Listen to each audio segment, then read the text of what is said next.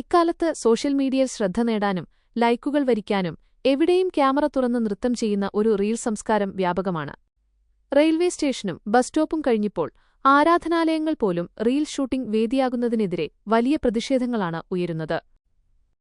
ഇത്തരത്തിൽ ഒരു ക്ഷേത്രത്തിനുള്ളിൽ വരി നിൽക്കുന്നതിനിടയിൽ നൃത്തം ചെയ്ത് റീൽസ് ചിത്രീകരിക്കാൻ ശ്രമിച്ച പെൺകുട്ടിയെ ഡ്യൂട്ടിയിലുണ്ടായിരുന്ന പോലീസ് ഉദ്യോഗസ്ഥൻ തടയുന്ന ദൃശ്യങ്ങളാണ് ഇപ്പോൾ ഇന്റർനെറ്റിൽ വൻ ചർച്ചയ്ക്ക് വഴിവച്ചിരിക്കുന്നത്.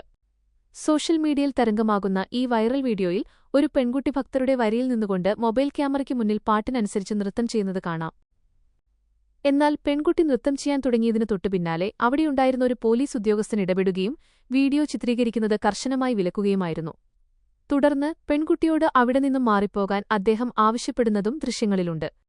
വീഡിയോയുടെ ഓഡിയോ വ്യക്തമല്ലാത്തതിനാൽ ഇവർ തമ്മിൽ എന്താണ് സംസാരിച്ചതെന്ന് കൃത്യമായി അറിയില്ലെങ്കിലും പോലീസുകാരന്റെ ഈ ഇടപെടലാണ് ഇപ്പോൾ നെറ്റിസൺസ് ഏറ്റെടുത്തിരിക്കുന്നത്.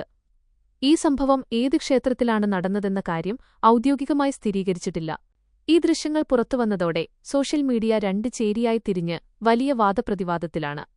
വലിയൊരു വിഭാഗം ആളുകളും പോലീസുകാരന്റെ നടപടിയെ പൂർണ്ണമായും അനുകൂലിക്കുകയാണ് ചെയ്തത്.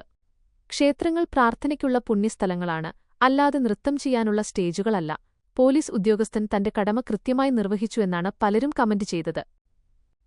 ആരാധനാലയങ്ങളുടെ വിശുദ്ധി തകർക്കുന്ന ഇത്തരം പ്രവണതകൾക്കെതിരെ കർശന നടപടി വേണമെന്നും ക്ഷേത്രങ്ങളിൽ മൊബൈൽ ഫോണുകൾ പൂർണ്ണമായും നിരോധിക്കണമെന്നും ആവശ്യപ്പെടുന്നവരും കുറവല്ല. എന്നാൽ ഇതിനു വിപരീതമായി പെൺകുട്ടിയെ അനുകൂലിച്ചും ചിലർ രംഗത്തെത്തിയിട്ടുണ്ട്.